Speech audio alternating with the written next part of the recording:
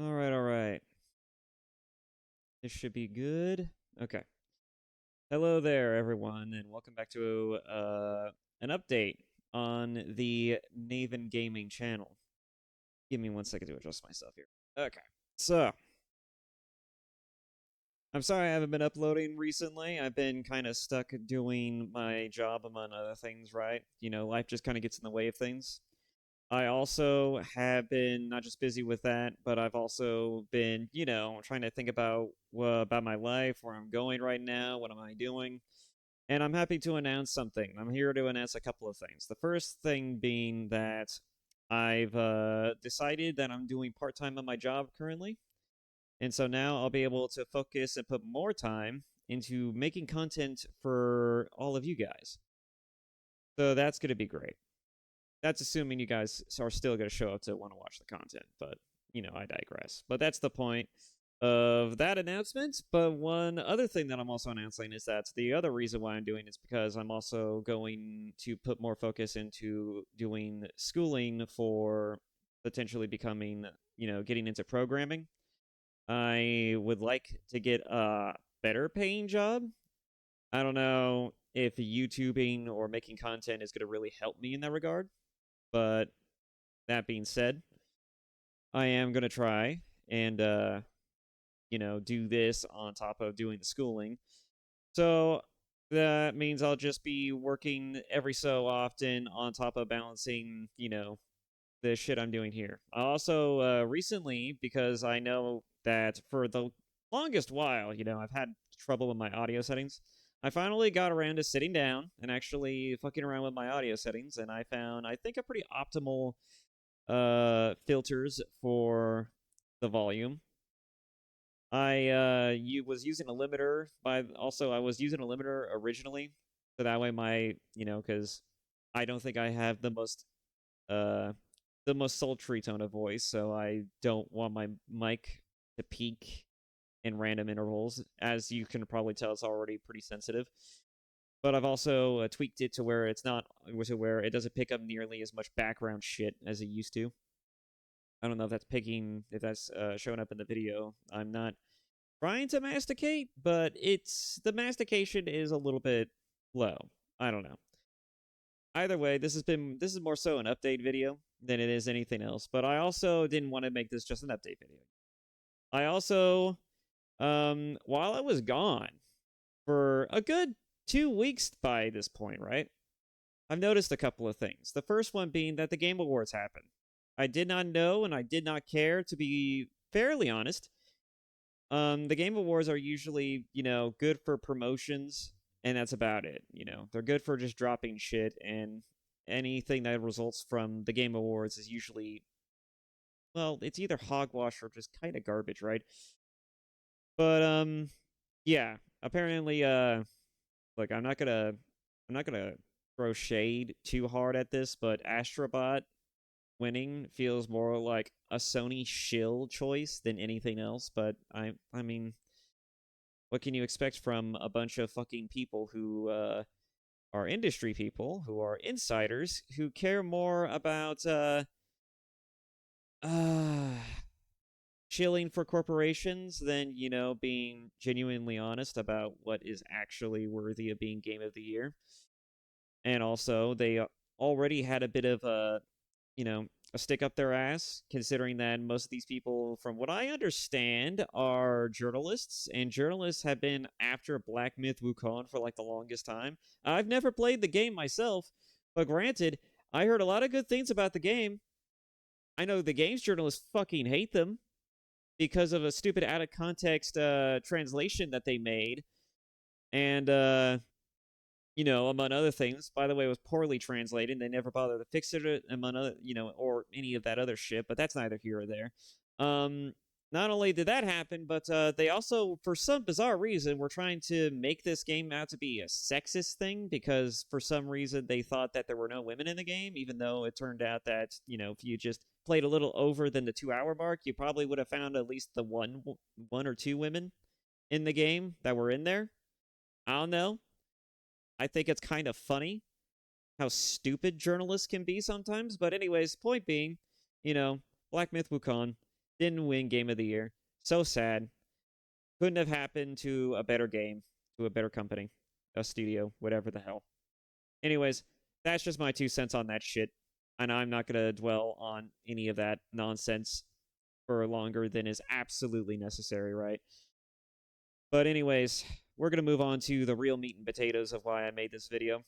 Um, the things that came out of the Game Awards were fascinating. So, Elden Ring's getting us not a DLC, but a game that's a standalone of its own making, right? Called Elden Ring Night Reign. I believe I believe what it was called.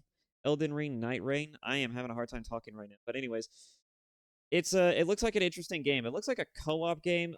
A friend of mine described it to me as like Monster Hunter, but it's more like a boss rush type of thing. But I don't know. That's kind of a weird thing to call it. It definitely looks interesting.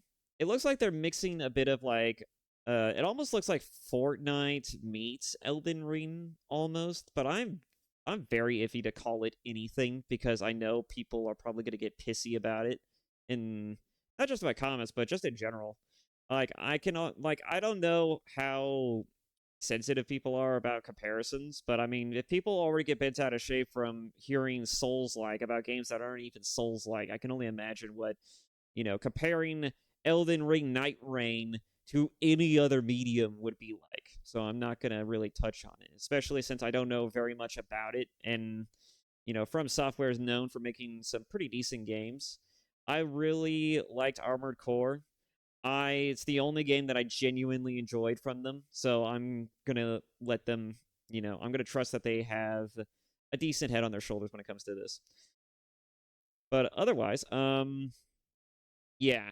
But there were two other things that interested me in particular.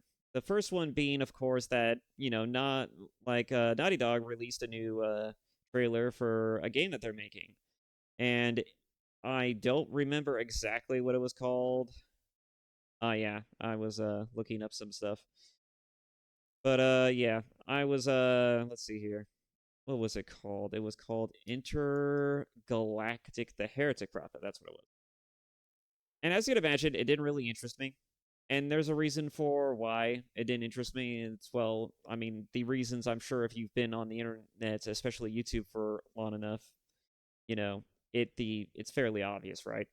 They they're making a game that look, I'm not gonna shit on this thing hard either because as much as I would love to throw shade at Naughty Dog for the dumpster fire that was The Last of Us Part 2, I never played Last of Us Part 2 because of the fact that people called it a dumpster fire, so I can't really comment on it.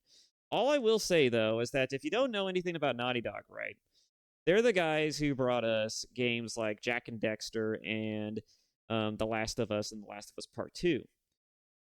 So this studio is now moving on to making Intergalactic, and I don't know if you guys know anything about the shit show that was The Last of Us Part 2, but a lot of memes were made out of it. None of them, none of them really that funny. None of them really that interesting. Um, I just know that they happen to shit on a lot of the mainstay, the core characters of that. So there's that. Another aspect of it that I think we can sit down and think of, and talk about is the fact that Intergalactic doesn't look interesting. All right, let's just break down the trailer, shall we? We'll just sit down and break down the trailer. Let me go and move myself out of the way here.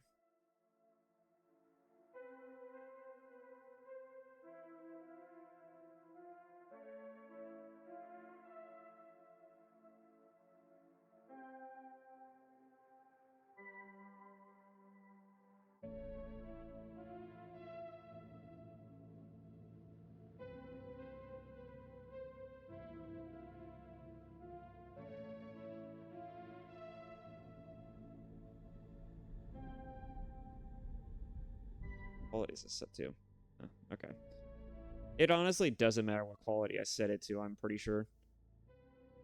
Is it going to complain that I'm not using premium? Oh, okay, so it won't complain. Great.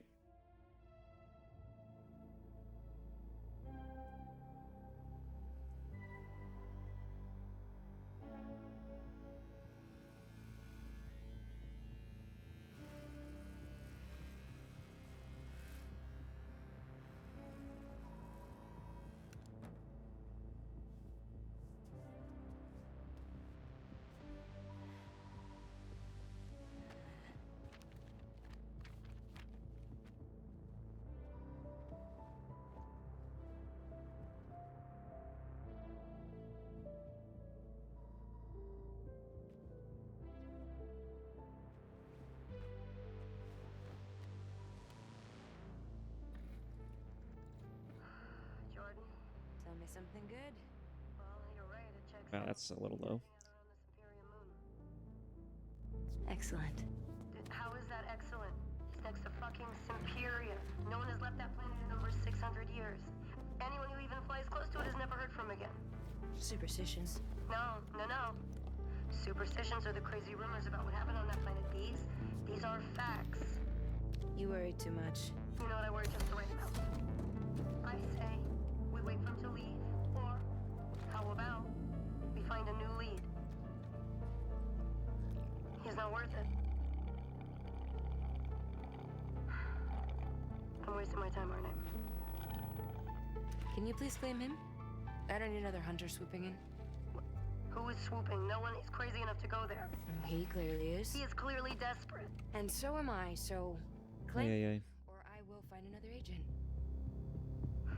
Anyone else with all your fucking shit? Okay, alright, you know what? There, you're the boss.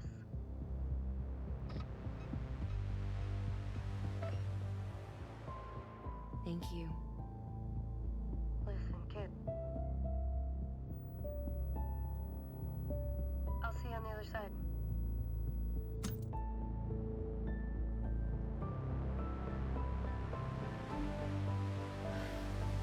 I'm noticing a slight delay on my end. I don't know if that's going to appear in the VOD, but I don't know.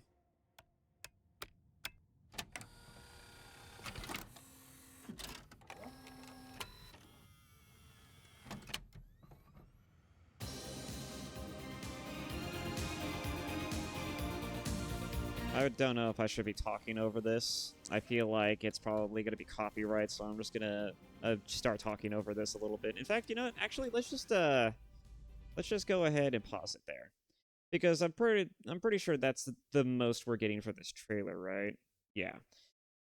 I guess we'll start by just playing right here first.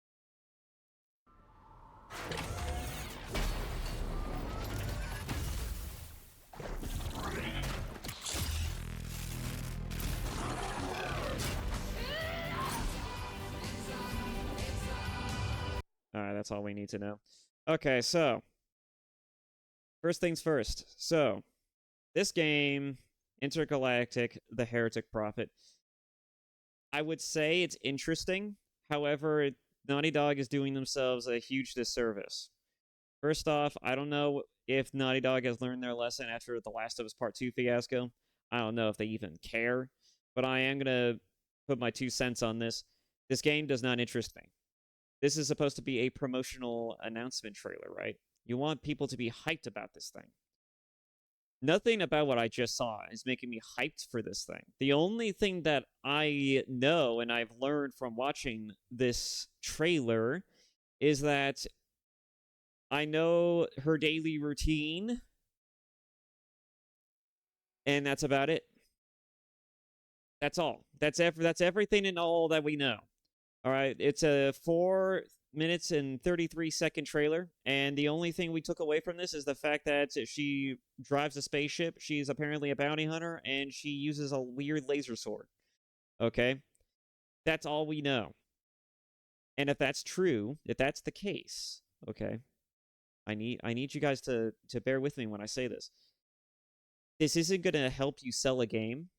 And all this is really going to give people the vibes of is that this is going to be another one of those type of instances where they are making games specifically for media pugnants. I call them pugnants. They're really called pundits, but I call them pugnants because I like the sound of it better. Anyways, this game feels like it mainly exists just so that way they can virtue signal. You know, like most media franchises tend to do these days. And I'm pretty sure I'm not the only one who feels this. I'm pretty sure the moment you even look at this game, you're probably thinking to yourself, oh, it has all of the usual trappings, right? It's got an insufferable main character for a protagonist, you know? It's not like she's really came out of the woodworks and has just started spewing nonsense and has been kind of, you know, a prick throughout this trailer, but you know, the fact that she's displaying a very uncaring behavior throughout the entire course of this trailer gives you the vibe that she's gonna be a real stick in the mud. And if that's true, well, then that's not really going to do you any favors because it's just going to make people think this is going to be another soulless attempt at selling people at another action heroine who thinks she's more badass than all the rest, right? And if that isn't bad enough, okay. The other thing that really annoys me about this trailer is the fact that even if we're ignoring that, there's a lot of criticism about this trailer, specifically about the look of the character. And I'm like, okay, the look of the character is one thing, right? I think that looks can be easily the most permissible thing when it comes to franchise and media, right? It doesn't matter what your character looks like, so long as the character is interesting, right? You could get away with a lot of things if your character is at least interesting, right? I feel like this character is not nearly as interesting as they could be, and I feel like this character suffers from being too, how do I put this? Being just okay, I'm not going to dwell on this too much. My point being is that all of that nonsense about her personality and her looks, combined with the fact that this trailer doesn't really give us anything more interesting outside of, like, again, this chick's daily routine and the fact that she's kind of a dick to her handler, is not really giving us the best of vibes when it comes to this trailer. You know how I would have opened this trailer if I was head of a studio, right? I would, if I was going to get people hyped for my game, if I was going to make my character intentionally insufferable or someone who clearly needs to have a story about getting an attitude adjustment, I would try to focus more on the action set pieces and the badassery of my main character rather than the personality. You want to make an action game, focus on the action. And if you're going to make your character intentionally insufferable for story purposes, then by God, focus on the action, leave the personality on the wayside until you get to a point to where you can confidently present the game's story in a way where it's more fleshed out and you have more time to really let this thing simmer and think for itself, you know. Then you can show off what the story's about, what your character is, what their main struggle is going to be, and then focus the story around that in your next trailers, right?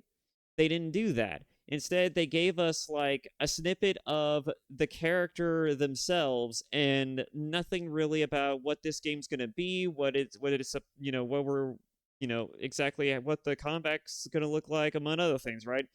This game feels like by this trailer itself, like it's just going to be, again, it has all of the usual bells and whistles of it being potentially a real fucking shit show. And we've seen enough games like this, i.e. Forspoken, Suicide Squad, among other things, where games like this just, unless you're really throwing us for a loop about your action set pieces, your cool graphical nonsense, which this game looks graphically interesting, but unless you're really hitting us over the head with, like, oh, look at all the cool action scenes, look at all these interesting set pieces, I bet you want to do this shit, right? They're not hitting us with that. We got like a little bit of that near the end of the trailer. And I'm not sold on any of it. I'm not buying what this game is selling. And I don't like the fact that it's doing this, because again, this is by Naughty Dog. This is the guys who made Last of Us Part 1, at least, if you want to just not even think about Part 2. And they made other games like Jak and Daxter, and even like what else did they make, actually? Jak and Daxter is the only thing I remember. Didn't they make Crash Bandicoot? I think they make Crash Bandicoot, right? I'm having a hard time remembering this shit. But the point is that this is a studio that used to mean something, right? Their name used to mean something. And this is supposed to be their return to form after the blunder that was the bad reception of The Last of Us Part 2. And look at this thing. It does not appeal to me at all.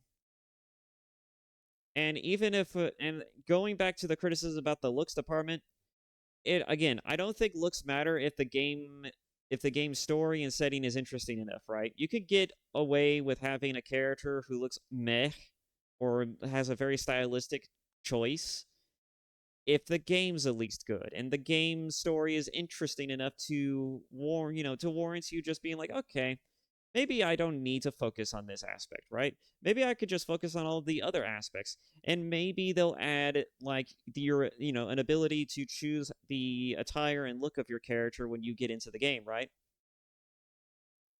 My biggest problem with if they're not going to do that, and with the way that this game's main character looks, is that yes, it's kind of like it is kind of a bit, like beating a dead horse at this point, but people are not exactly wrong when they say that this character doesn't look great or doesn't appear quote unquote attractive.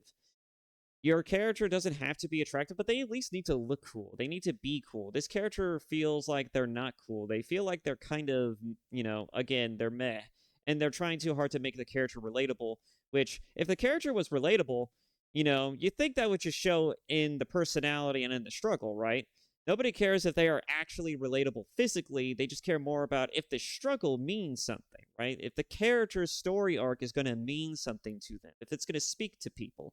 And so far, we don't know what the fuck we're in for. So it's not like we really can tell or decipher one way or another whether or not this character is going to be interesting or if their struggle is going to be good. So when you look at this character just innately on their own, you're just like, well, this is a pretty meh-looking character about to go do something that's potentially interesting, and that's about it. I have nothing more to say about this trailer other than these particular aspects. And if this is going to be the way you sell, your game, if this is the trailer you're going to release, I would at least go. If I was going to release a trailer like this, right, I would at least go above and beyond the Call of Duty to at least make the character look interesting. Like, I mean, if you're not going to make them sexually appealing, which most action games tend to have a majorative male audience, if you're not going to make them sexually interesting, you could always go for, making them at least look cool, which I'm not seeing a whole lot of coolness factor on this character. This character looks, again, pretty meh, and I could not care one way or the other what this character's struggle is going to be just because I don't know what it is. I don't know what she's doing here on this planet or where the story is going to go from here.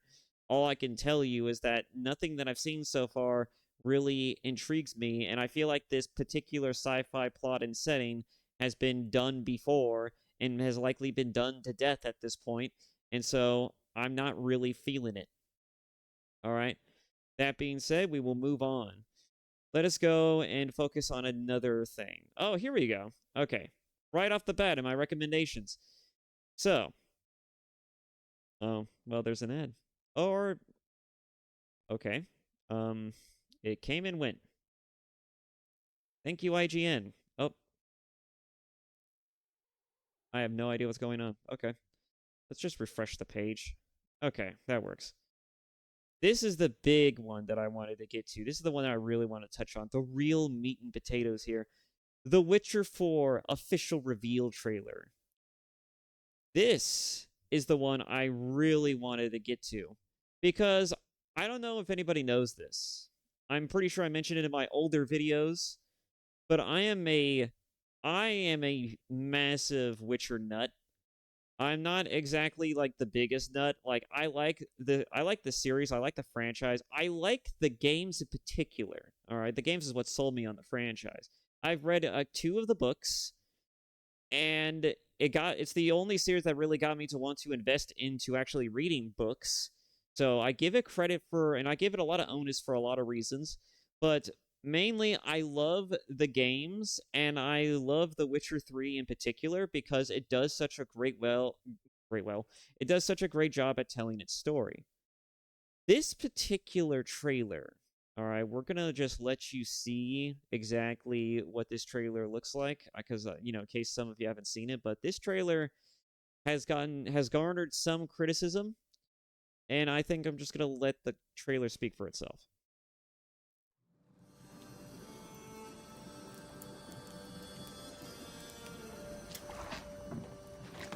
Yennefer's daughter.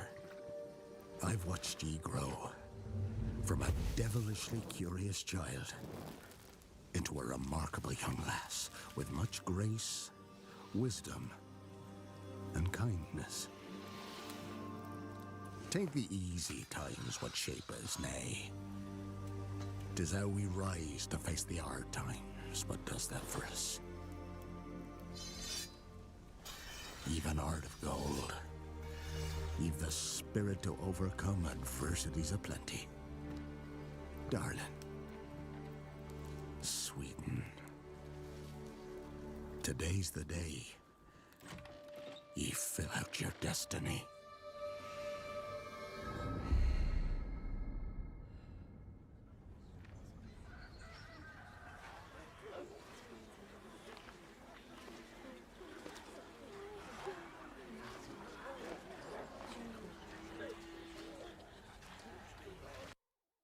I will pause it for a few instances just to digest some of it, and plus I don't know if, just letting it play like that is going to be copyright.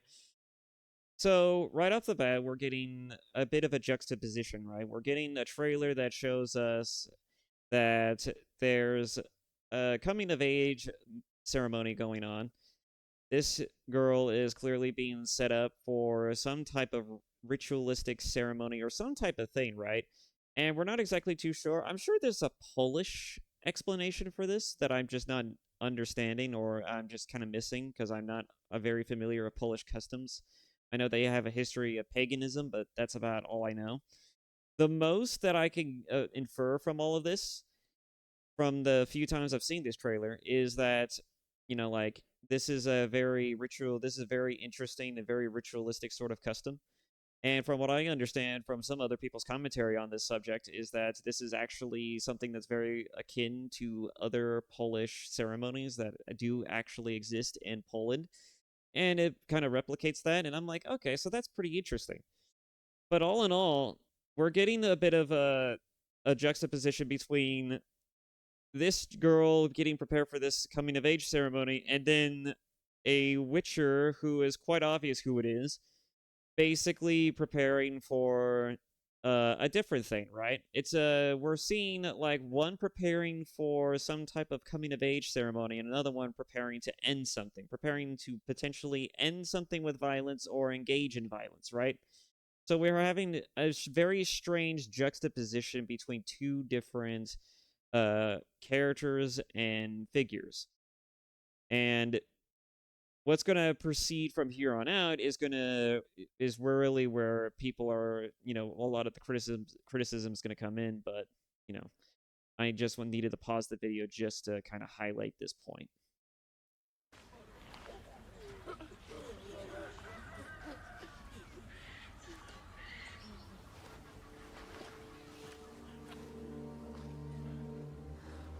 Forgive me, daughter. 'Twere my only choice. I shall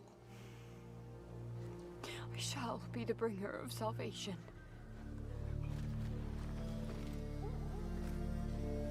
A Witcher?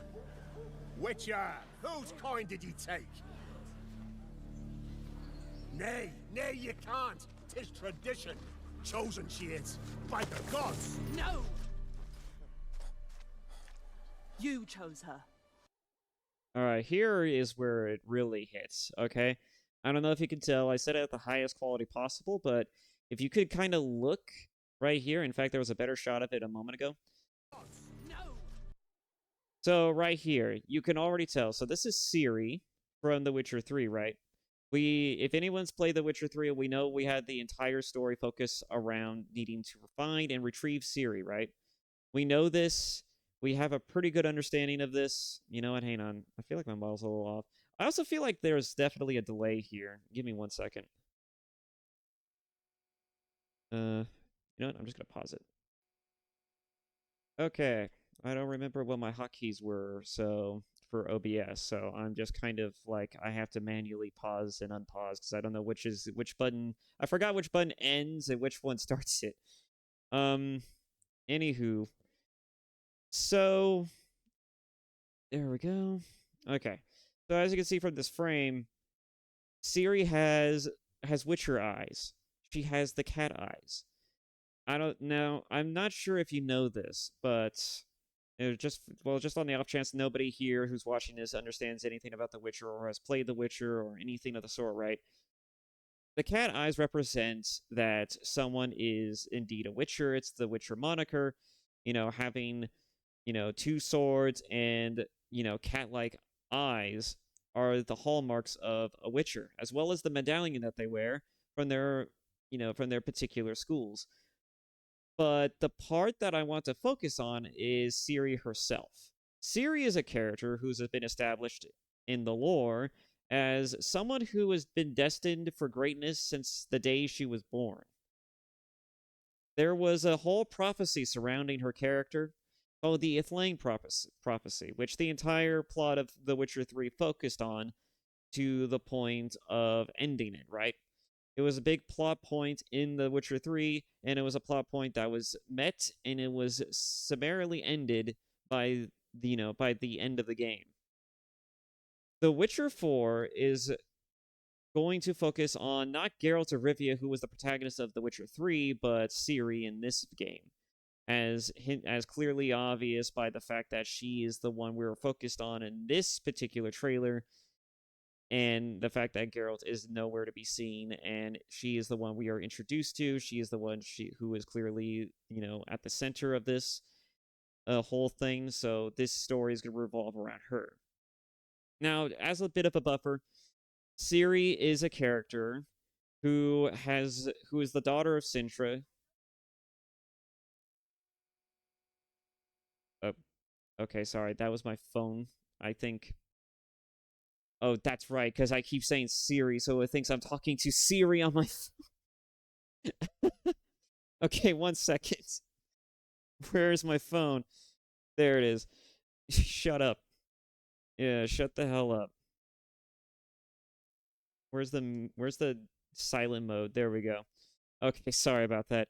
Where was I? So, Ciri is a character who has connection to Laura Doran. And Laura Doran in the lore is supposed to be like this big bad elven chick, right? Who, if my memory serves on the lore of it correctly, was eventually taken and used as a bit of a breeding tool by humans, right?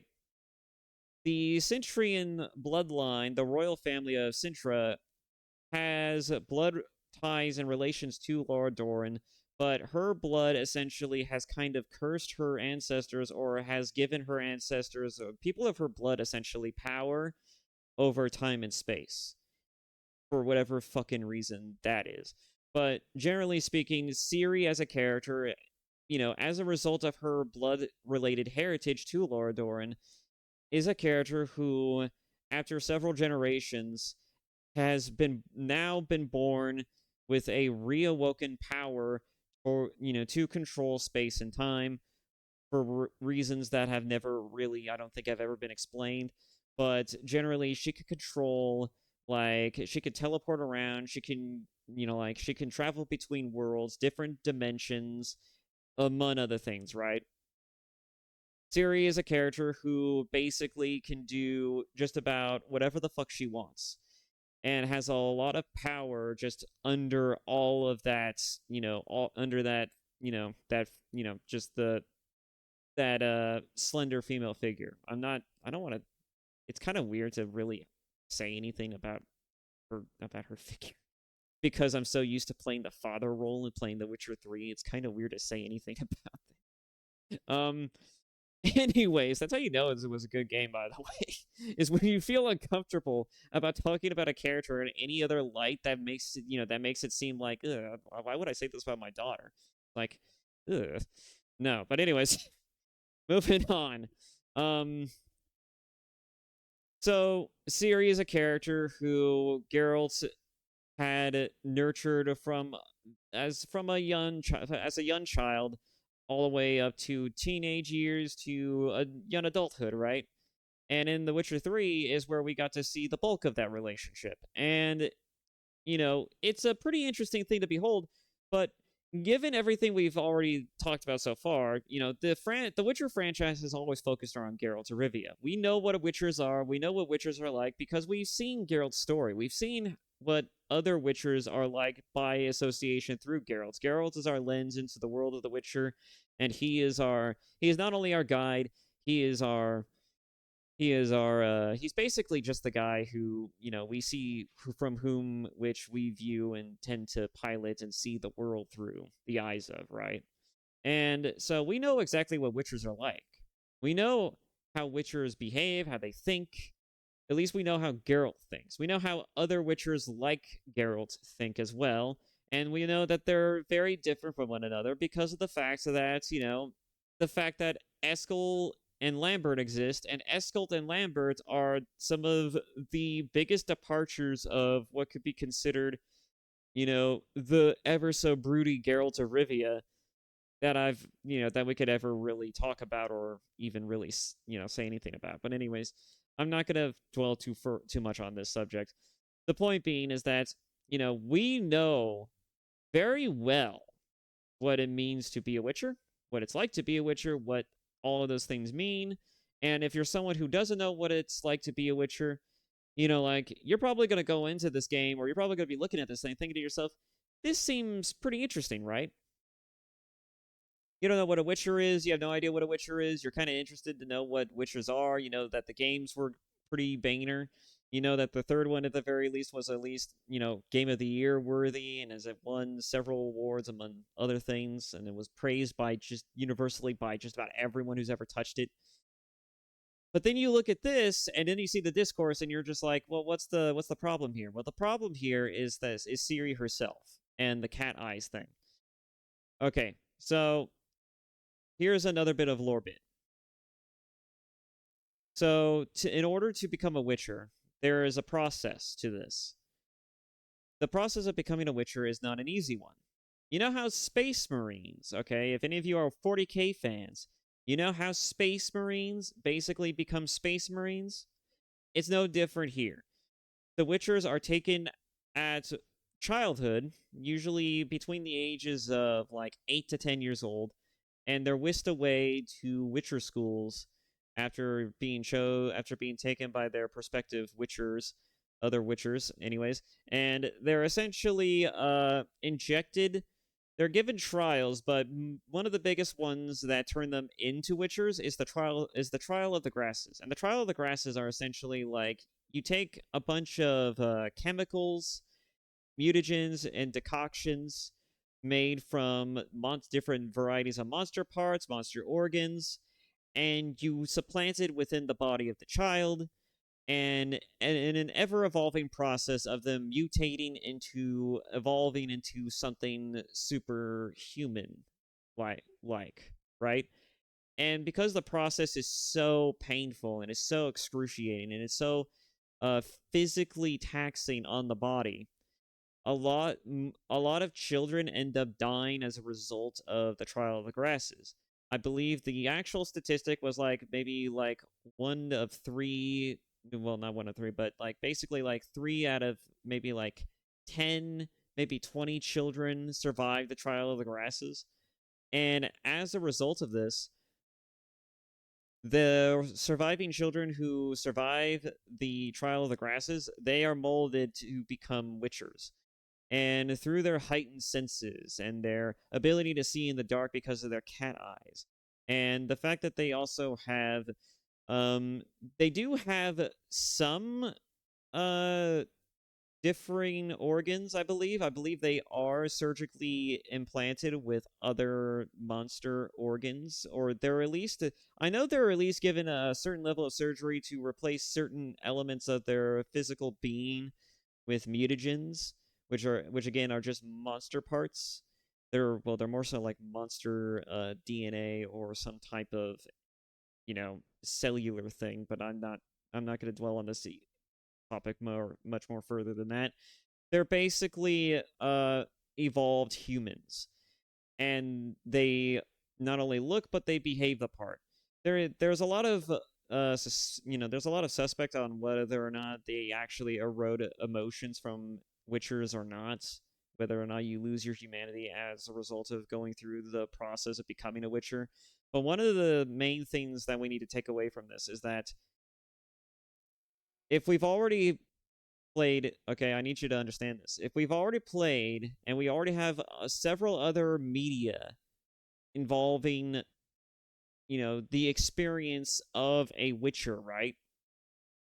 We already know what Witchers are like. We've seen it through the eyes of Geralt across the board on what it means to be a Witcher, what Witchering is like, and how that tends to affect not only Geralt, but also those around him. The part that really becomes a little bit controversial is the fact that Ciri's now a Witcher. Which that was never a necessary plot point, nor was it ever a plot point in the books. In fact, a lot of this implies that there's some character assassination here, because just the fact that, okay, let me put it to you like this. Outside of, like, the potential character assassination aspects of it, where it's just like, why would Geralt actually agree to allow Ciri to go through this, and why would Yennefer do it as well, among other things, like, even if we're going to ignore the fact that, the process to make Witchers have been lost to time, and among other things, if we're going to ignore all of these things, let's just focus on the one crux of it, right? The one big main issue. What the hell does this actually serve, narratively speaking? We've seen through the eyes of Geralt of Rivia what it's like to be a Witcher. We've seen his story. We know what it's like. But what does this matter to make Ciri a Witcher, other than to fulfill the need to make her the namesake for which the series is based on, right? What would be the point of doing this? In fact, I would actually argue that the reverse is more interesting, not only more interesting, but it's more compelling as well. Let's talk more in depth about Ciri as a character and where she stands within the lore and within the franchise as a whole. So we get exposed to Ciri as a character within the Witcher novels. The Witcher novels go into great detail exploring what Ciri is, what kind of person she is as a young child, until eventually she matures a little bit, until she's a young adult or a teenager, and all the way up into the games, right? We see what her sort of like her found family relationship with Geralt is like. We've seen their struggle. We've seen the father-daughter sort of like behavior and relationship between Geralt and her. We know that Yen is basically the mother of this relationship, and we've seen this story. Now, we need to ask ourselves, what would making Ciri into a Witcher possibly serve? Truly. I want someone to take a guess. And if your answer is, I don't fucking know, well, then there you go. The answer is obvious. It's like, no, it doesn't serve any purpose. It doesn't actually serve a purpose. The only purpose it truly serves is to have a character who fits the namesake, right? That's all it is. To make Ciri a Witcher is superfluous, because it's not necessary. All right? We could already argue that she already was a Witcher, because of the fact that she had already undergone training by Vesemir, by Geralt, by many other Witchers within the School of the Wolf, from which Geralt had adopted her and then taken her under his wing and then brought her to Kaer Morhen, specifically to train her and kind of figure out what the fuck he's going to do with a child, let alone a little girl, no less. That he can't actually, which by the way, he didn't actually want. He consistently tried to deny and get around the issue of, because he made the mistake of being like, I invoked the law of surprise, and then the law of surprise was, oh, congratulations, the queen, the princess of Cintra was pregnant. God damn it. So Geralt is, for the longest time has been trying to deny the call of duty of being the adopted father of this child. But fate has demanded that they meet, because Geralt was stupid enough to open his stupid mouth. So, naturally, Geralt, despite all of his attempts to thwart fate, had come into custody of the child. And so he started molding her and maturing her, and eventually he started developing a kinship with her. And on top of that, he kind of started to actually kind of not only enjoy, but also really come into the role of being a father figure.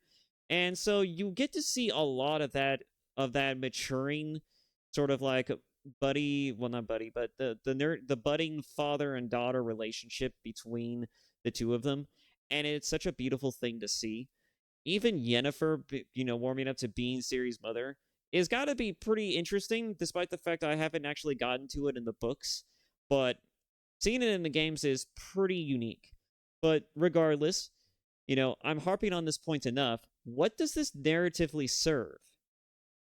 What does Ciri becoming a Witcher narratively function? Where does this function? And that's my problem with it. As someone who is a bit of a narrative, who loves his narratives, as someone who has tried to write stories, who has written 180,000 word draft for a book that he never published, what in God's fucking name does making Ciri a Witcher serve? Other than to just kind of make her a Witcher for the sake of making her a Witcher for the story, right? It doesn't serve much. In fact, here's the interesting thing, is that she's already kind of a Witcher as is. She's been trained, again, by the School of the Wolves, master and, teacher, Vesemir, the oldest and surviving Witcher of the School of the Wolf, until he eventually passed away somewhere down the line of The Witcher 3. Rest in peace.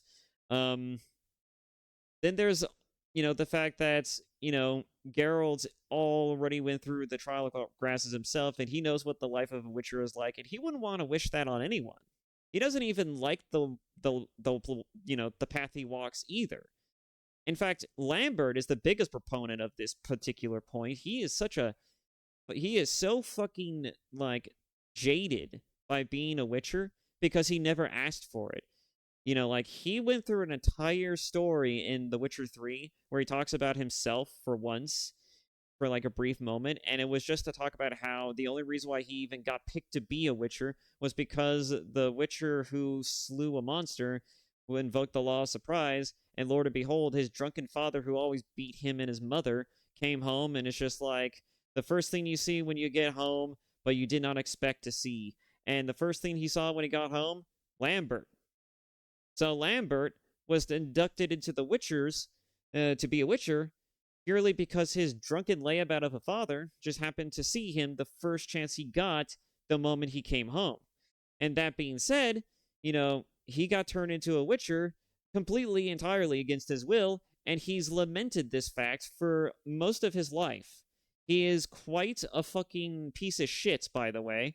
And honestly, if I was a Witcher in this universe, I probably would be kind of jaded, maybe even a piece of shit as well. I mean, Jesus fucking Christ. I can't imagine actually living in this world, other than maybe just killing some minor monsters here and there that I know would be easy to kill, and just living off of that in a big city area I don't know, fucking Novigrad or some shit.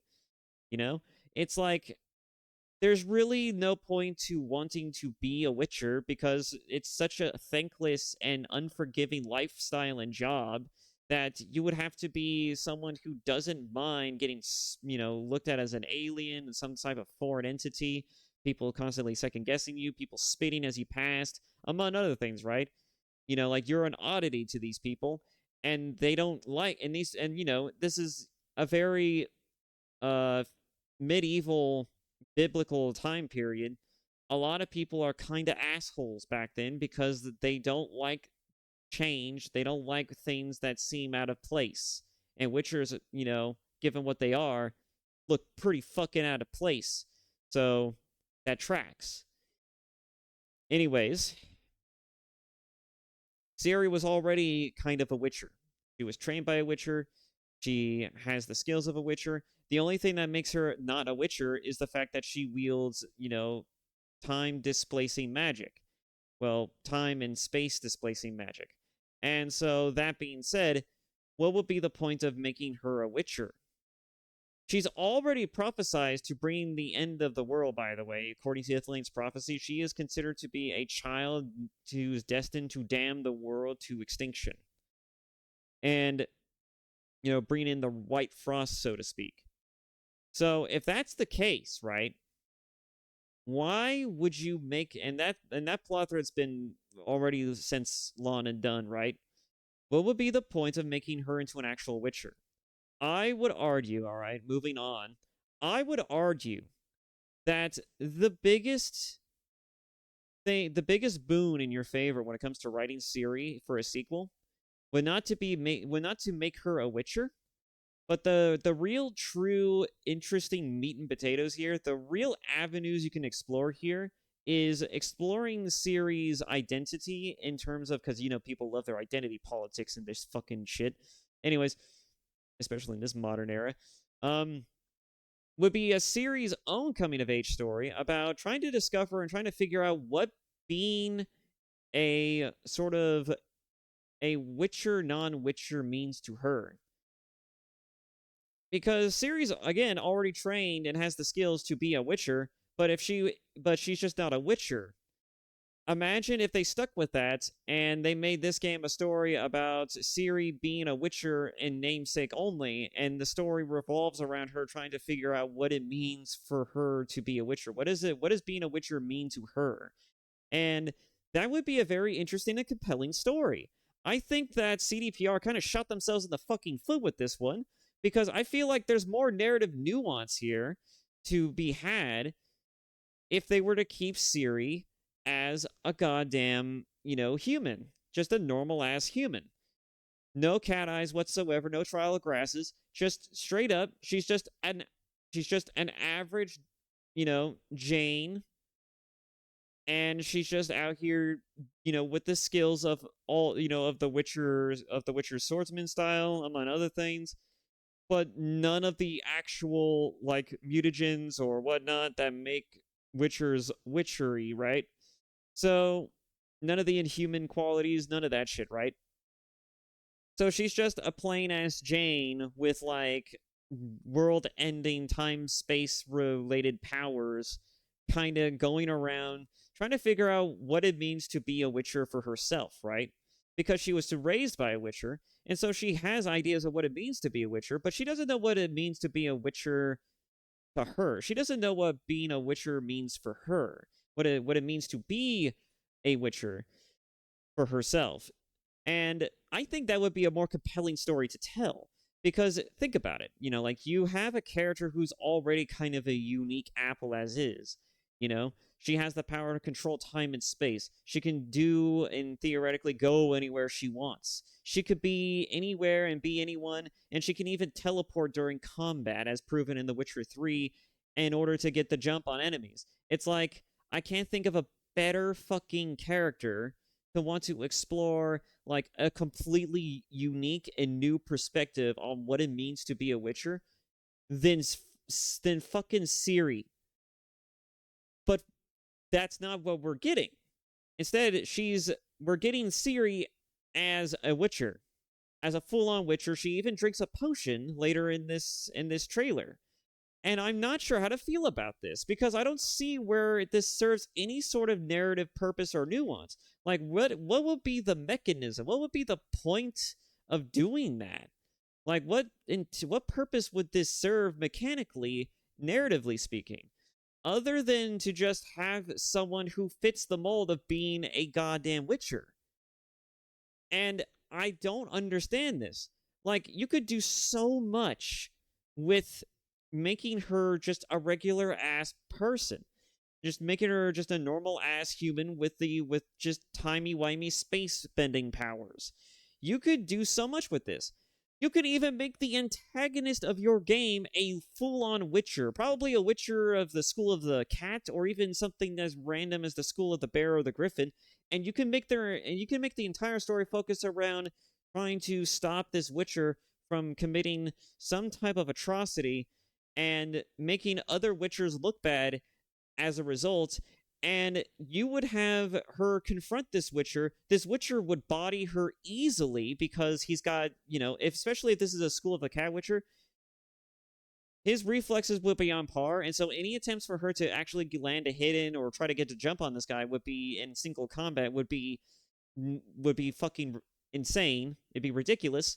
But again, she's going up against the Witcher. But either way, I digress. The point being is that you could make the story so much more interesting if you have her go up against a literal Witcher, and the Witcher, it represents everything about what it means to be a Witcher, completely inverted. Like, she's seen through the struggle of Geralt. She's seen through the story, through the raising and nurturing of Lambert, and the sort of like a brotherly sort of almost bonding and relationship she had with the other Witchers like Lambert and Eskel, that, you know, like, it's not easy being a Witcher. But she knows what being a Witcher means through them, and she knows that it's not easy, but they do the right thing because they're good people at the end of the day.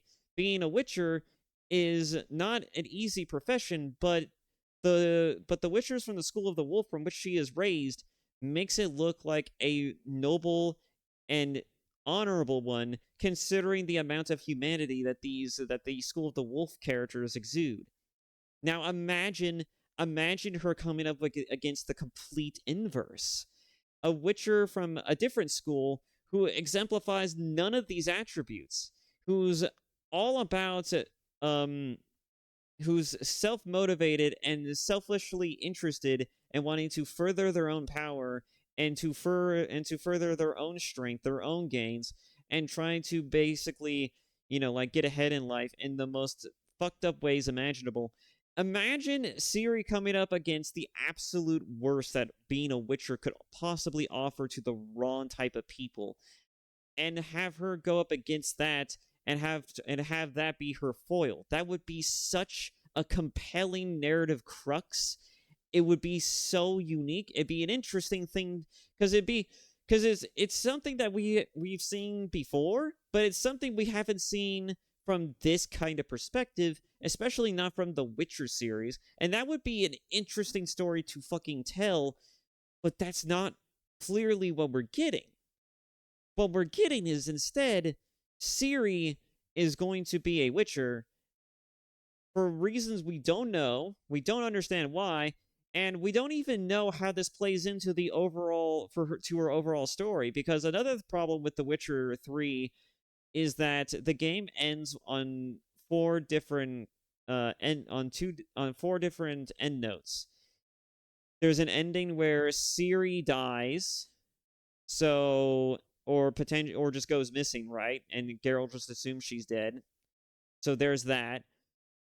But there's another ending where she eventually, like, assumes the role of being a Witcher, right? Kind of like this, right? But only, you know, like, she didn't go through the Trial of the Grasses. She didn't do any of that shit. No, she's just palling around with Geralt. She's with her adopted father, basically, in the Witcher ending, you know, being a Witcher and enjoying the trade of being one, right? She's with her adopted father, you know, hunting monsters, you know, like she probably always wanted to, and the best possible ending for both worlds, right?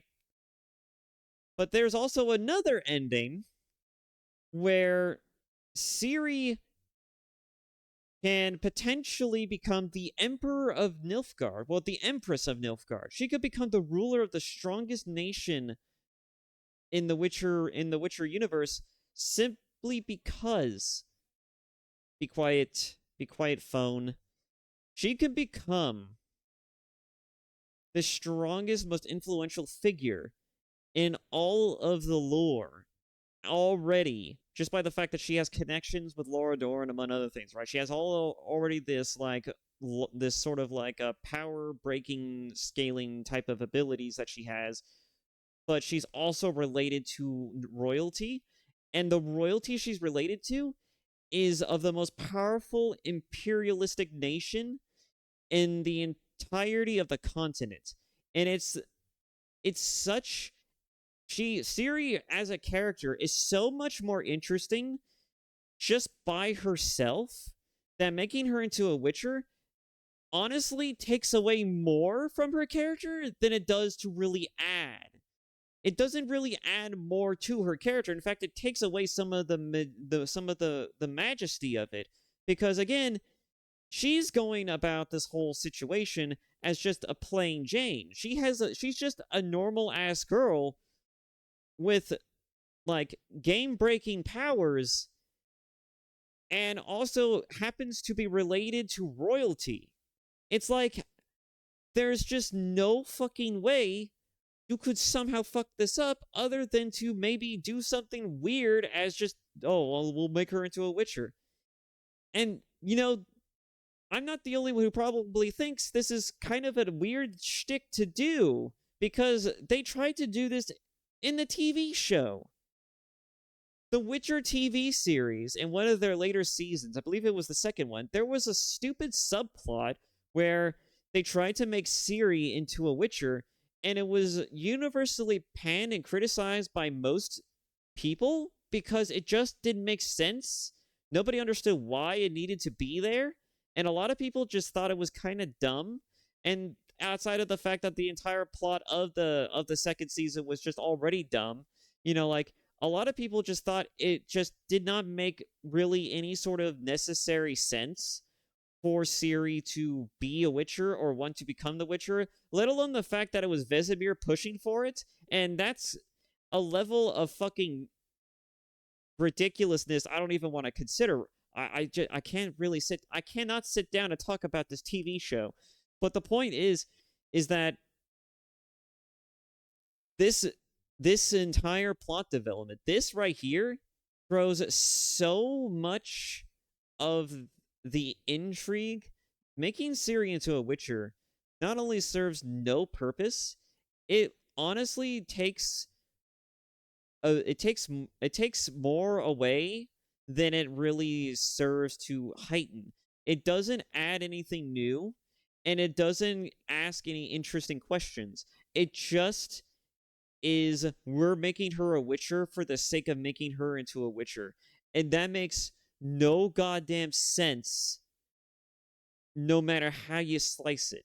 If they wanted to make a Witcher character that was female, they could have just done an entirely new story involving a new Witcher from maybe a different school. And according to some of the interviews that I've seen after this trailer was released, CDPR seems to be trying to justify, potentially, they might justify Ciri becoming a Witcher, by the fact that they created an entirely new school specifically for this game called the School of the Lynx. And if they're going to go in the direction that I think they're going to go, the School of the Lynx may very well be the reason why Ciri is now a Witcher. And if that's true, that might be to add and serve a new notion, which is the fact that the Witcher School of the Lynx is a Witcher school of Witcheresses who are basically an entire school of women, of female Witchers. And if that's the case, okay, here's another question. Why in God's name is Ciri one of them? And why, and how is it that she survived? And how exactly did she survive? And how does this fundamentally work for her as a character? Okay, ignoring all of the other shit that I said about the narrative crux of this argument, most Witchers are made at the tender age of 8 to 10 to 12 years old, practically. How the fuck did a grown-ass woman survive the Trial of the Grasses, and how the fuck does that work for a grown-ass woman to begin with? Like, ignoring the fact, like, the School of the Lynx may very well be a Witcher school of primarily of female Witchers, like, how does that work? How is it that the Witcher School of the Lynx succeeded where many other schools have failed? Because it's been firmly established, according to many even avid nerds of this franchise, that there is no mentions of anyone actually succeeding in making a female Witcher, and that's because it's more likely to result in failure consistently. They never focused on it. And because it was already kind of like a small percentage that boys would even survive the process of becoming a Witcher, Why even bother trying to make women become witchers when it's been proven that they have a 100% death rate? They have a 100% guaranteed death. They have a 0% survival rate. What is the point of that? Unless you're going to tell me that someone splintered off from these other sorcereresses. I don't even know how to even say this. Anyways, unless you're saying that there's a splinter group of people who went off to go do their own type of, witchering school, and they focus primarily on making badass female witchers, how does this work? How did they figure it out? How did they solve this question? How do they answer this particular conundrum? And if the answer to this is anything short of like, oh, you just have to wait until they mature to a nice, to a more stable age, and then introduce the trial of the grasses into them, and among other things, and use a less strenuous process to do it, I don't know how else. I don't know what else they could possibly use to explain this right here. I'm talking in circles at this point. I've been here for 30 fucking minutes justifying my point, but you can understand why I'm so perplexed, why I'm so flummoxed by this decision. It's like this adds so many more questions than it answers. This raises so many more problems than it solves. I can't begin to understand why you would make Ciri into a literal witcher, other than the fact that you just want an excuse to make Ciri into a literal witcher. This makes no sense. And again, I think there's a more unique and interesting story to tell by making her a witcher in name only, and making her represent the better part of what it means to be a witcher, rather than actually be and represent a literal witcher. I think it would make so much more of a compelling story if the girl who isn't even a witcher shows more honor and pride in being one than the literal potential antagonist, who's probably a witcher himself, who shows none of these things. It could be so much more compelling, and they didn't do this. My storytelling bones in my body, if I had any, are screaming. My entire anatomy, my entire writing sense is screaming at me, because it feels like it's such a missed fucking opportunity, and I just feel so goddamn perplexed by this decision. I'm constantly questioning this. I'm racking my mind trying to figure this out. What would be the point of this? And that's not even including how they're going to explain the other Witcher endings from the third game. Are they going to just retcon all of the decisions of the end game and just go with the ending where she just pals around with Geralt, her adopted father, being a Witcher? Are they going to use the Witcher ending, or are they going to or what? And then I found an interview, right? I found an interview from one of the developers. They were saying that, oh, we're going to make the endings of the games matter by simply writing the story in such a way to where, like, it's not going to give a conclusive answer, but we're going to provide an interesting reason as to why she would result to becoming a Witcher, and why this decision would matter, regardless of whatever ending you choose. That's the way it was inferred, and the way it was expressed according to the person making the interview and to what the developer said. And I'm going to assume that if that's the case, if that is the truth that we are operating under, I want to know how they're going to justify the Empress of Nilfgaard deciding to fuck off and wander the countryside hunting monsters because what reasons? I'm very curious, CDPR, very fucking curious as to why the literal Empress of Nilfgaard would fuck off from her royal duties to go gallivanting across the continent hunting monsters for meager paltry change. I'm very curious. I'm very curious. And look, I want to say And again, there's a reason why I used a compressor, right? Because I didn't want my mic to peak. I'm watching my fucking mic bar, the sensor, the audio input sensor go off into the yellow and almost red, mostly yellow consistently. But I cannot express this harder. I cannot express this enough. Ciri being a Witcher adds so many more problems than it solves that I don't think there's going to be a good reason as to why they did it. And even if they did find a decent justification for it that isn't just like MacGuffining their way into it, I don't really like I don't really like this choice. Narratively, I don't like the choice for this particular character. I feel like her story could be served so much more greater, could be given so much more nuance if they just kept her as a normal human who just happens to have part elven genes, and just highlight the fact that she was raised by witchers and just focus on that instead of whatever the fuck this is. And it's just such a baffling decision. I don't understand it. And I'm literally losing my mind trying to think of it. This is why I wanted to make this video, is because I did not understand this decision, and it makes me wonder what the hell is going on. I would just let this trailer continue, but honestly, you could just watch it yourself. I've already gotten all of the things that I wanted to say about this trailer out of my system, so we're just gonna leave it there. You get the point. I don't like this decision. The decision to make Ciri a Witcher makes no fucking sense to me. Man, there is such a delay on my end. It's not even funny. Anyways, the decision to make Ciri a Witcher makes so little sense to me. It's ridiculous. And ignoring this for a second, all right? We're going to move on from this topic. We're going to go on and talk about my next biggest gripe with this trailer. With not the trailer, but with the company in particular who's making it, right?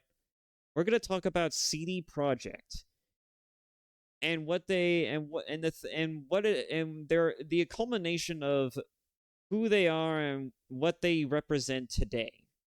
So I don't know how many of you watching this even know anything about games or about the discourse behind games, and as well as like the people who develop them, but let me give you the long and short of it, right? Back in the day, CDPR started off as a small studio that basically just made primarily The Witcher games. They were big fans of the Witcher series, of the Witcher novels.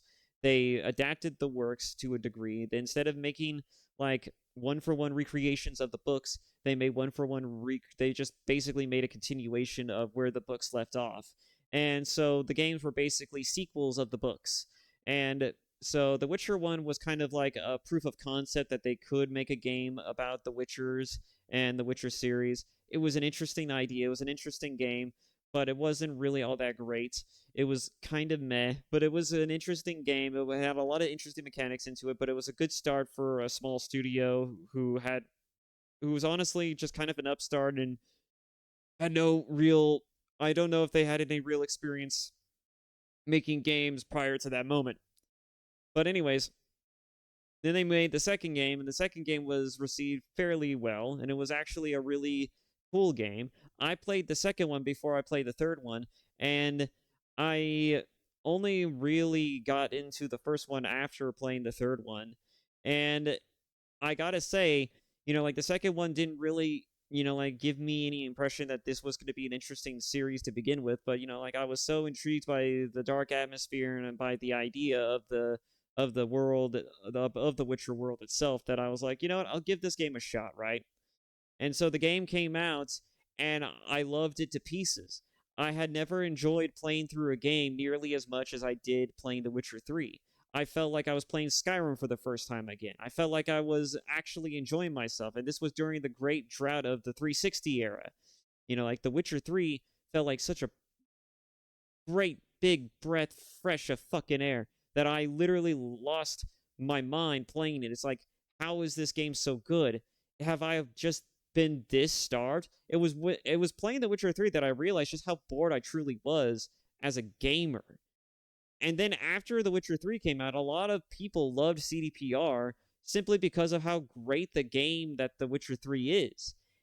And then when they were announcing Cyberpunk 2077, their next game, they went on a massive media circuit. These guys were promising above and beyond the Call of Duty when it comes to making this game. They were like, we're going to get you all of these amazing sort of like character designs, loadouts, and abilities. We're going to give you the ability to do this. We're going to give you the ability to do that. We're going to give you like beginning starter like type of origin stories. We're going to let you basically become your own character within the tabletop. And it's like, that's such a fucking amazing idea. That's such an interesting idea. And then what really sold me on CDPR and what got me sucking their dick for a good 5 fucking years while they were developing it, or however long it took them to develop Cyberpunk, I don't even remember anymore at this point, was the fact that they were savage as fuck. They came out swinging when they were asked like, oh, what sets you apart from other companies? It's just like, we focus more on quality and giving people fun, decent experiences that people actually would want to play and would actually like to enjoy, unlike some other companies. And it's like, damn, that hits hard. You guys are swinging. You guys are coming out swinging the big guns here. And then when they were asked like, can we expect to see microtransactions and among other things into this game? And they're just like, nah, you won't see any of that shit in our game. We leave greed to others. And it's like, holy shit. This company is so based. How could a company be this based? And so naturally, Cyberpunk starts rolling around. Keanu is, like the face of it. Everybody loves Keanu. Like they had all of the things going for them, right? They had a popular celebrity actor who people actually liked. They had a great reputation of making solid entries and improving upon what they have already accomplished. They have proven that they can do what they say, and people were hyped. They were hyped. They were fucking hyped. I was fucking hyped. I had never been more hyped a day in my life wanting to play Cyberpunk 2077. And so the game eventually arrived, and Lord and behold, it was a fucking buggy-ass mess, and it turns out that not only did, CDPR promise the world and beyond, but they also lied to our fucking faces, and they proved to be no different than the very companies that they had thrown a bunch of shade at. So there's that. Right? So there's your buffer. There's your long and short of it. It was more so long, but you now have a full idea and context of where I'm going with this. So, The Witcher 4. It's been rumored that they were working on that, so they were talking about how they were going to work on that after Cyberpunk, and they have. They have been working on it, and now they've released a trailer for it. And you would think people would be more excited for this game, right? You think that CDPR, who's at least had a track record in adapting things and adapting them well, right? Especially this franchise that made them, that put them on the map, that made them their, the namesake. Well, maybe not their namesake, but you get the point, right? You think the franchise that helped put them on the map, that made them into what they are, they would do it more justice, right? Well, I'm not so sure, right? They've already proven that they can lie to our face and practically get away with it. And they've already proven that not only can they lie to our face and get away with it, but that they're willing to throw shade and do just about anything just to get, for publicity's sake. On top of that, we already have a bunch of modern trends of, putting strong female characters at the center of stories simply because putting strong female character at the center of fucking stories for no good fucking reason. If you were an outsider going into this and you were watching this trailer, you probably would think, if you had some notion and context that, wait, I thought this franchise was held by a guy, not a girl. You would think that this was a very clear and obvious attempt. You would be forgiven for mistaken that this was a very clear and obvious attempt to basically kind of like gender bend and sex swap the main character for a new one.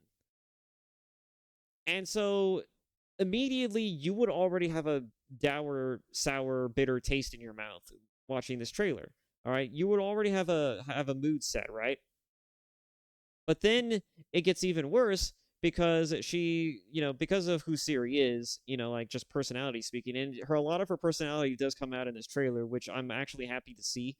Um, she is very much kind of hot-headed. She's a bit more temperamental. She's a bit more emotional. She's not as cool and calm and collected as Geralt is.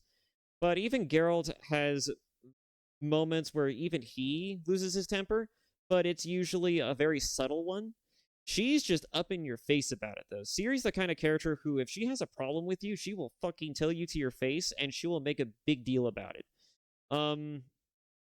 That being said, Ciri being who she is, combined with the fact that this is a franchise that was previously helmed by a male protagonist rather than a female one, on top of the fact that she's got cat eyes, among other things, this feels like a very clear and obvious attempt by CDPR to just have a woman in the role, the leading role, for no other reason than just to have a woman in the leading role.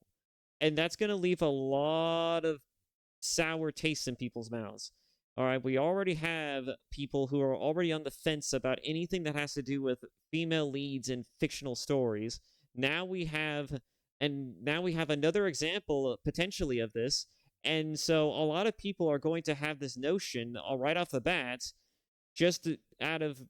by the way, it's not even because that they're sexist, they're assholes. It's just that's just how it is now.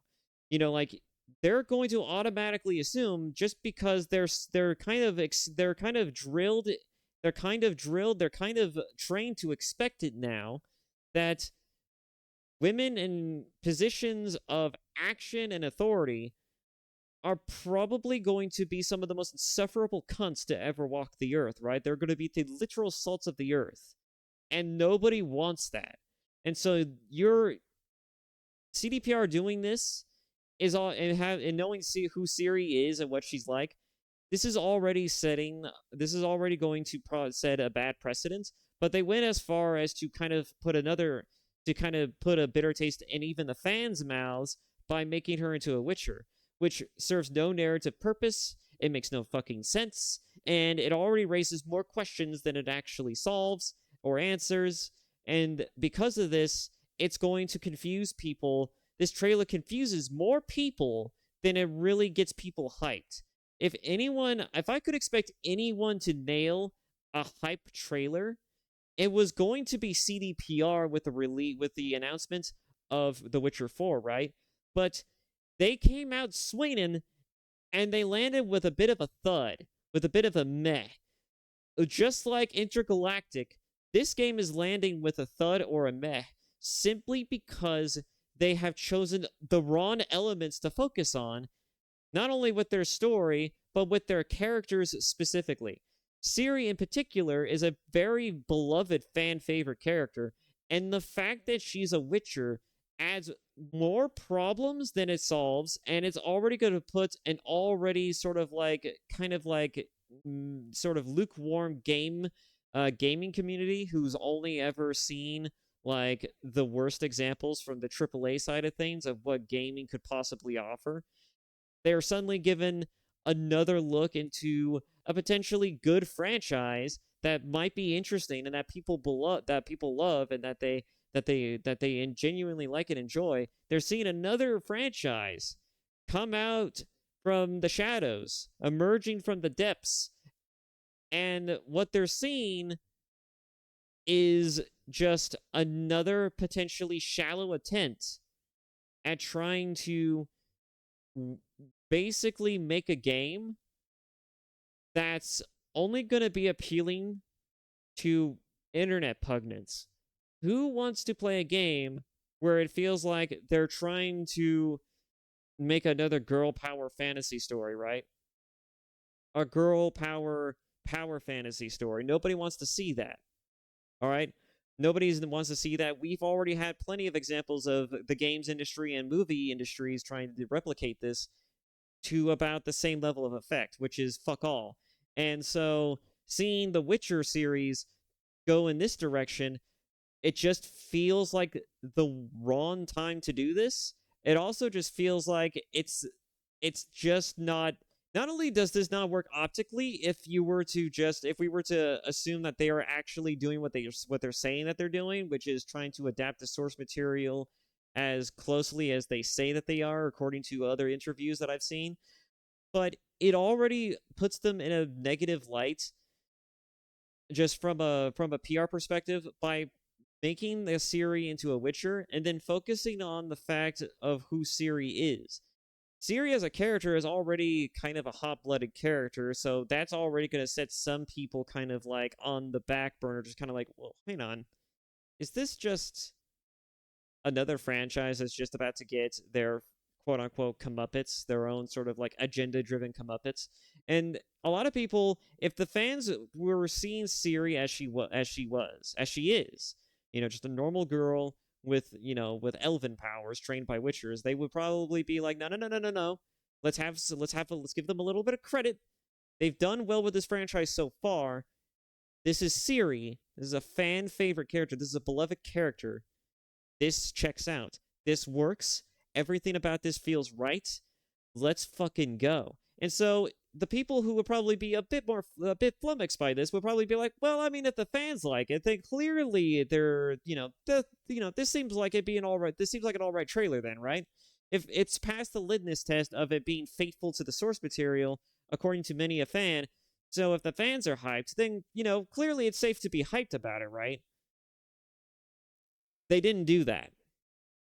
Instead, they turned Ciri into a Witcher, and so now even the fans are a bit confused, including myself.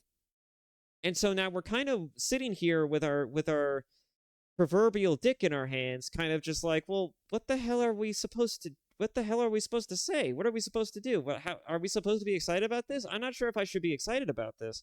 I've seen where franchises like this go, and I don't know, I don't know if I like what I'm seeing here. I don't know if I like where this is going. This is raising more problems, more questions than it's helping to solve or answer. And this just does not work optically.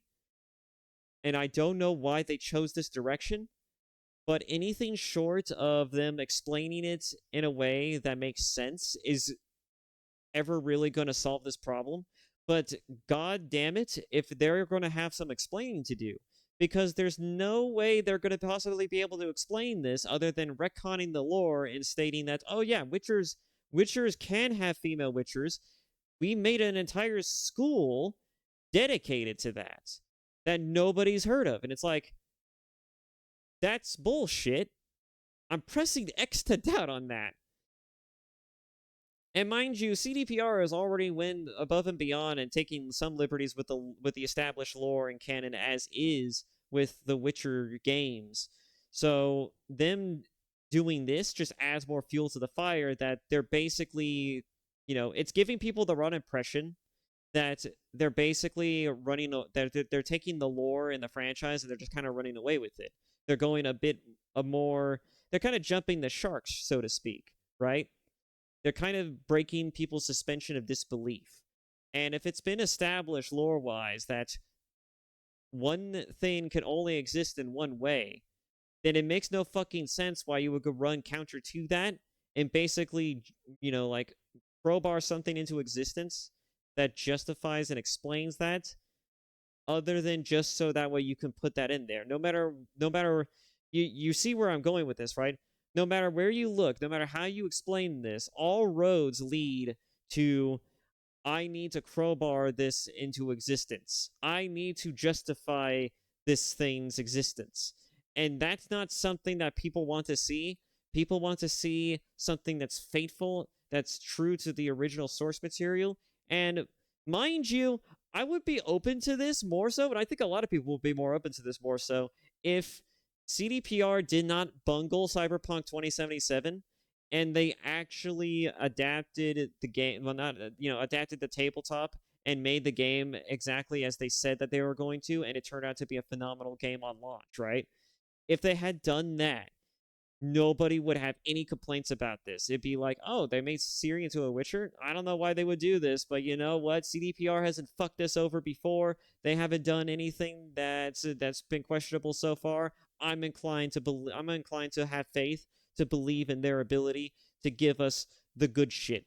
Let us get the good shit. Give us more of that good shit, CDPR. You got this. They don't have that goodwill anymore because they've already proven they can lie, and so now everything that they do is met with trepidation. And them coming out swinging like this with this kind of setup is not a good look. And I hope they understand this. I hope they recognize this. I hope that if a developer from CDPR sees this, would listen to what I'm saying, and would understand where I'm coming from and where most people are coming from when they say that this makes no sense and this really is not a good look right now.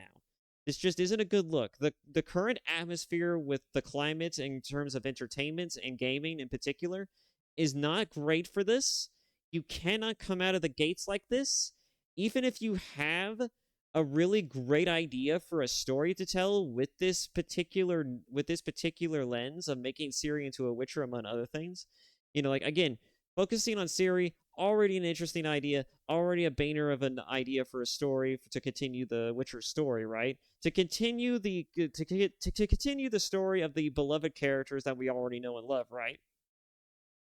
Making Ciri into a Witcher serves no purpose, it makes no sense, and it only serves to confuse the consumer, as well as your avid fans, as well as especially the bookworms. It's like, you cannot do this, CDPR. You cannot fuck with this right now, because you have yet to prove that you can handle, making consistently good games. You have yet to recover from the blunder of your previous release. You need to show that you can handle making a solid AAA game without fucking it up, and you're already losing the battle. You're already losing the battle. You're already losing it. All right? And I don't say this because I hate CDPR. I don't say this because I feel betrayed, because I feel like they're dickheads, they're assholes. I say this with all of the love and the benefit of the doubt, and just the sheer amount of kindness I could possibly muster, and the goodwill I could possibly muster, good faith I could possibly muster. This game does not look good from the outset. This game looks like it's going to bring potential problems for the franchise going forward. This game looks like what the TV show tried to do, but potentially you might do it better, or you might just make it just as bad as it was introduced in the show. Who fucking knows? It doesn't matter, because regurgitating and revisiting this plot from a terrible show, as well as just the fact that even if you were not going to focus on the fact that it was used in a terrible TV show, it doesn't look great. This doesn't look great.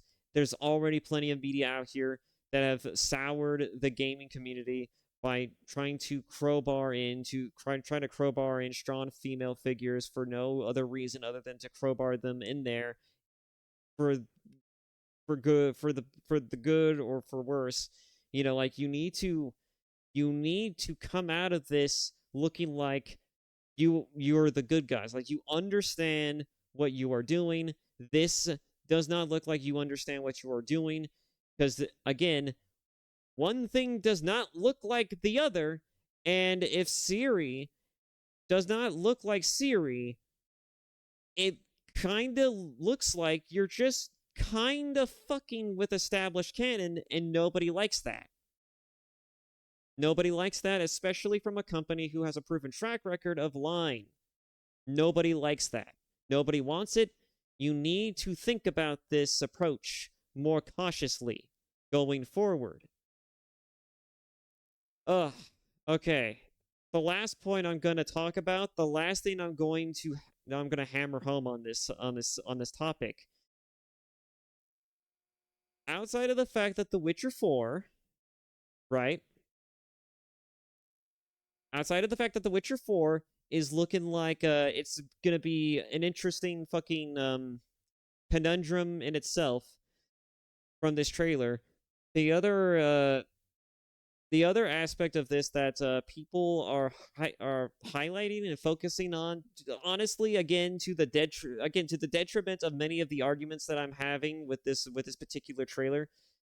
Again, going back to the look of Ciri, we remember Intergalactic had a character that didn't look interesting and looked kind of meh, didn't look cool at all. I feel the exact opposite with this trailer. Ciri looks cooler and more badass than she's ever looked. And what's even better is that she looks older, she looks like she's more experienced, and on top of that, she has a voice actor. I know some people have a bit of a stink with the voice actor, with the voice change between roles, in particular with Ciri for this trailer. But honestly, I feel like that with the older, more mature Ciri, this makes more sense. And to make her voice a bit more older, more mature, more gravelier, I guess, kind of like a certain other Witcher. Not necessarily the same thing, but you get the point, right?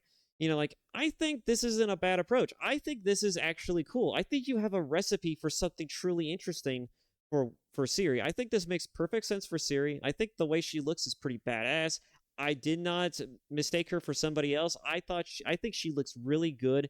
I love the way this Ciri looks, despite the fact that some people kind of don't like the way she looks. Some people kind of like her more youthful look. Some people probably wanted us to take off straight from, back when she was a little bit more younger. But, to each their own. I don't mind playing a game with an older Ciri, and I would not mind experiencing a story from that lens. And honestly, I would love to see an older, more mature Ciri tackle problems that Geralt would otherwise tackle himself and see how she would handle it. I would love to see that story. And this game is hitting all of the right notes on that front. It's just making her into a Witcher really fucking rubs me the wrong way, and I don't know how to better explain that other than all of the many things that I've already said as is.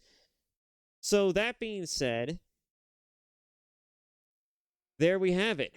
That's all I wanted to say. That's all I had to say. This is all that I wanted to do. I wanted to make a video just, again, to remind you all that I do exist. I haven't been uploading, but I do exist. I have been up to some shit.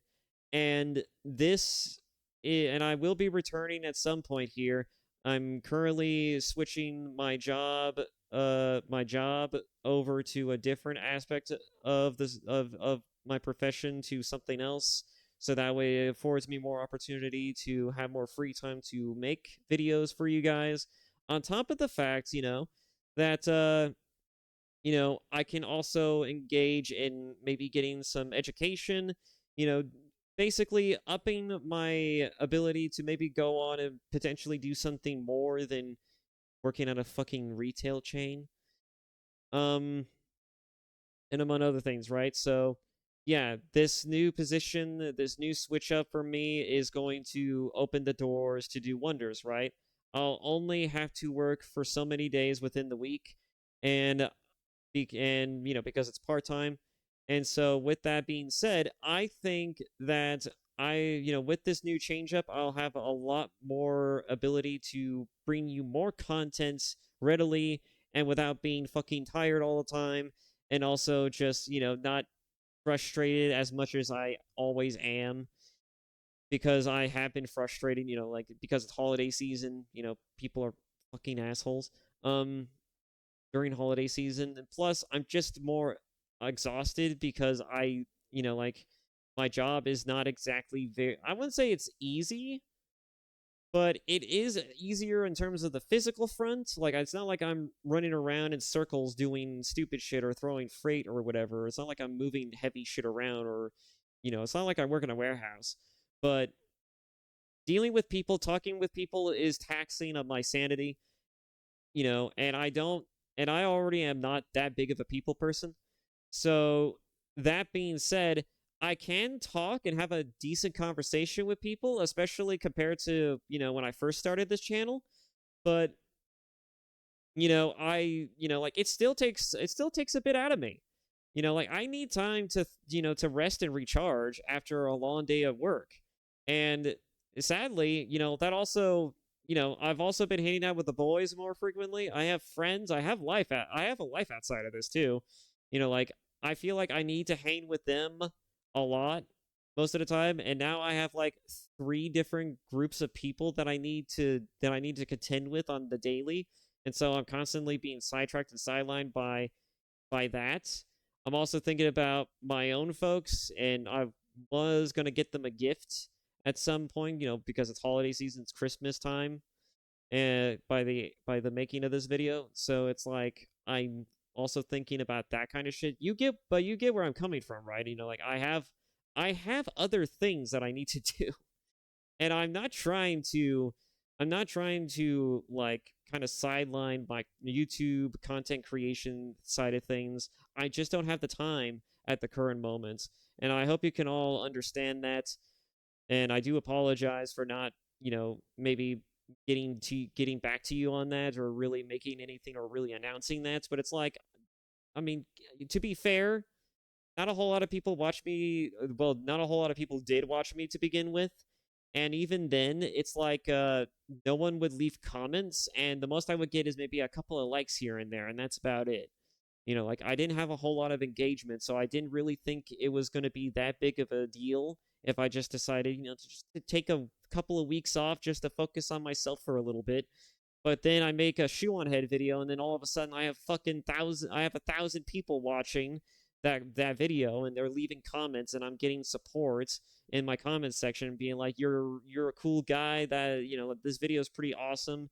Like I totally agree with these points, among other things. Like you guys seem to have really enjoyed it, and I appreciate that. And I just want you to know, for all of you new people discovering the channel, and for the new 24 people who are subscribed to my channel, that I do see you, and I saw you 8 days ago, but I do see you, and I will be coming back to make more content for you guys soon. So just please be patient, and I hope you can all understand, that I have obligations. So that being said, I think I dwelled on this video long enough. If you're new to the channel, which most of you are, I tend to ramble, and ramble a lot, as you can clearly see. So I'm going to leave this video here. Thank you again, all of you, so much for watching my videos, watching my video and this video. And I hope to see you all in the next one. And if there's a game series you want me to cover, or if you want me to, or if you find anything in my library that you would be interested to see me play, or play again, or get back to, because I know there's quite a few games on the to-do list that I have yet to complete, including some old ones before I got the VTuber model, and prior to my almost year-long hiatus. But yeah, I haven't touched any of those games either, too, surprisingly enough. I haven't touched either of them.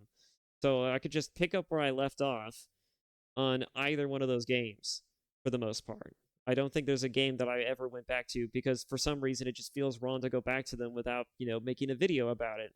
So yeah, if there's a game you want me to cover, or you want me to return to, or if there's something you would like me to watch or react to, at any point in time, just leave it in the comment section below, and I will certainly take it into consideration.